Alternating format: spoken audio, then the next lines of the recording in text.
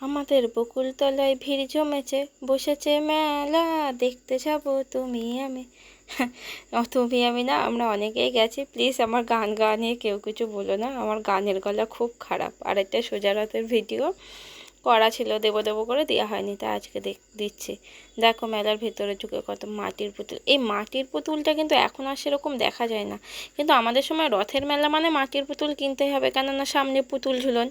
দেখো কত ঘর সাজানোর জিনিসও বসেছে। আর দেখো এই পুতুলগুলো কত সুন্দর, কত কিউট দেখতে লাগছে, তাই না? তার জন্য ভিডিওটা করে নিয়েছিলাম। আর এখানে দেখো বাঘ ভাল্লুক সব পাওয়া যাচ্ছে। আর এই দেখো এই ব্যান্ডগুলো কত সুন্দর লাগছে বলো বাচ্চাদের। এগুলো এখন দেখো অনেক মেয়েরাও মাথায় দিয়ে ঘোরে, ভালো লাগে দেখতে, আমিও দিয়েছি। এ দেখো রথের এখানে দেখে এসেছি, চলে এসেছি। দেখো বাচ্চাদের কত খেলনা।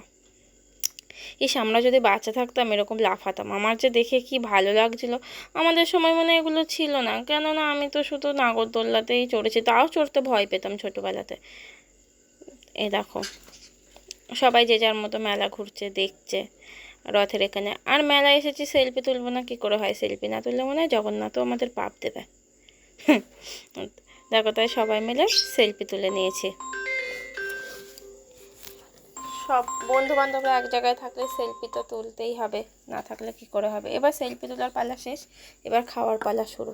এ দেখো ফুচকা খেতে লাইনে দাঁড়িয়ে পড়েছে, আর আমার বোন ভেঙাচ্ছে ফুচকা খাওয়ার জন্য। আর আমরা ফুচকা কাউকে বলছি খুব বেশি করে ঝাল দিবা, যেন খেয়ে ভীষণ ঝাল লাগে। আমার ফুচকা খেতে সব থেকে বিরক্ত লাগে ওই সবাই একটা করে কখন দেবে, কখন খাবো, যখন মানে ভিড় থাকে দোকানে।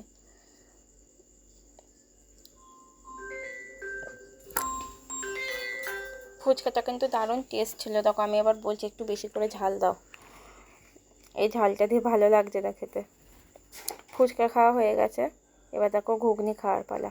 ঘুগনি খাচ্ছি, মেলায় আসলে ফুচকা ঘুগনিটা খেতেই হবে, না খেলে জমেই না। আর আমার ভাই আগের থেকে খাওয়া শুরু করে দিয়েছে। আমরা ভাবছি ছবি তুলবো তারপর খাবো। ঘুগনি খাওয়ার পরে পর পাপড়ি চাট নিয়ে বসে পড়া হয়েছে। আর এই দেখো রথের মেলা মানে তো জিলাপি, বাদাম এগুলো তো মাস্ট, এগুলো তো লাগবেই। তার জন্য জিলাপি কেনার জন্য দাঁড়িয়ে পড়েছে সবাই, জিলাপি বাদাম আর সব কেনা হয়ে গেছে। এবার বাড়ি যাওয়ার পথে এবার আইসক্রিম তো খেতেই হবে বাড়ি যেতে যেতে, তা নাহলে কেমন মেলা ঘোরাটা সম্পূর্ণ মনে হবে না।